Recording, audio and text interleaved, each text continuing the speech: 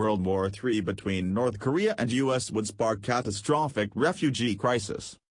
North Korea and the United States could trigger a major refugee crisis if World War III breaks out, experts have warned, as tensions threaten to boil over on the Korean peninsula.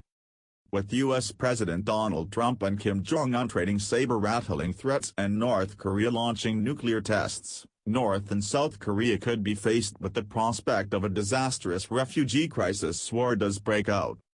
If the U.S. managed to wipe out the depraved regime overnight, experts have long said the painful process of a reunification between the North and South would begin. The collapse of Kim's state, which has a population of 25 million people, could spark a devastating famine, with the prices of food skyrocketing as the wealthy try to keep food for themselves. As millions face the prospect of living without their supreme leader, and a lack of money, food and shelter, they too could seek refuge in South Korea, putting Seoul under huge pressure. But the North Koreans face the prospect of being treated as second-class citizens once integrated into society after entering as poor, uneducated, brainwashed and cut off from the world. Dr. Leonid Petrov, expert in Asian and African studies from the Australian National University, said, South Korea might use the opportunity to exploit North Koreans who have less education or experience in enterprise. Millions of North Korean workers could become second-class citizens, there could be widespread discrimination, even the border might be kept for years to stop mass immigration. It will take at least a decade before the level of prosperity will be equalized between North and South.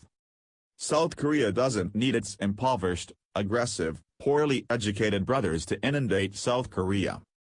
Dr. Petrov told News.com. The cost of a reunification would be $3 trillion and an additional $7.8 trillion in the first decade. And the economic burden of a reunification also poses a threat to the younger generations of South Korea who are wholly against it. Seoul resident Choi Wong-chul, 36, said, If I think of my own children, I don't want there to be reunification. It would just create economic problems that will be too much for my own son's generation, too much of a burden. So much so, a push to convince the younger generation of the need for reunification of the two Koreas has seen one political action group, Action for Korea United, release a song in a desperate bid for unity. Moon Hyun-jin, the biggest sponsor of the campaign, told the Korea Times, I wanted to make sure unification is an issue that is accessible to young people and wanted them to begin to realize it is something they need to construct.